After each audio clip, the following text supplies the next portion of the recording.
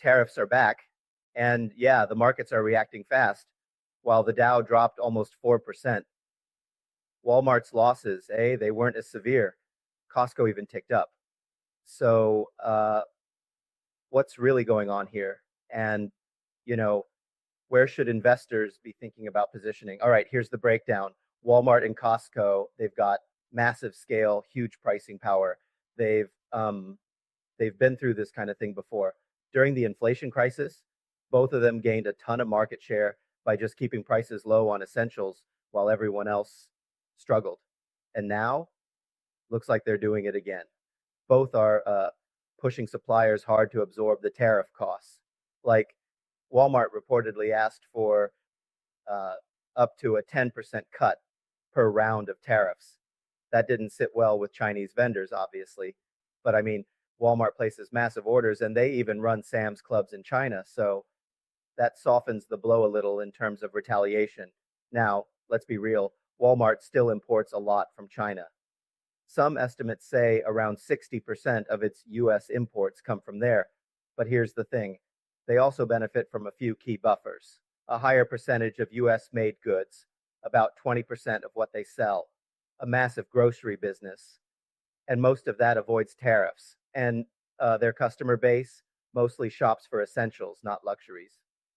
Still, though, Walmart is exposed.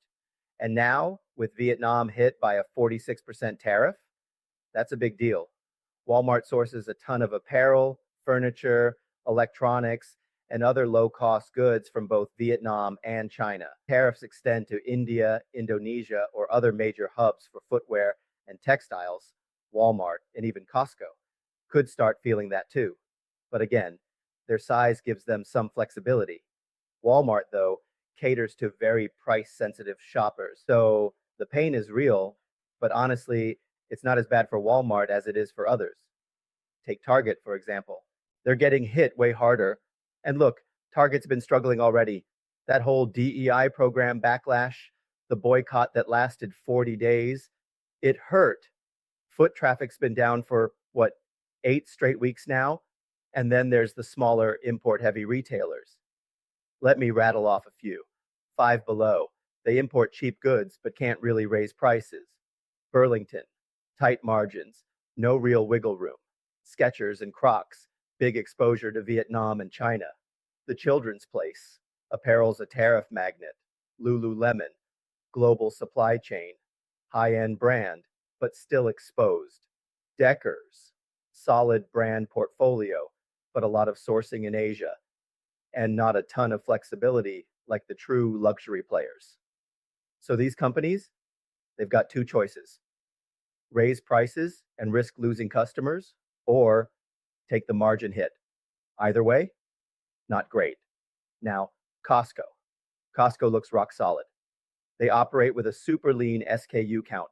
Like they might carry 2 brands of detergent, and they place huge orders with just a few suppliers. That gives them serious leverage. Same thing goes for Dollar General. Their stuff is more domestic, smaller ticket items, and their customer base is loyal, especially in rural areas. So, what's the move? Here's what I'd do: go long on Costco and Dollar General. They're the best positioned to handle inflation, supply chain shocks, and tariffs. Hold or underweight Walmart. It's still a beast, but yeah, the exposure to China and Vietnam adds some risk. Go short on Target and those smaller import heavy retailers. They've got the least flexibility and the highest risk of earnings misses or margin compression.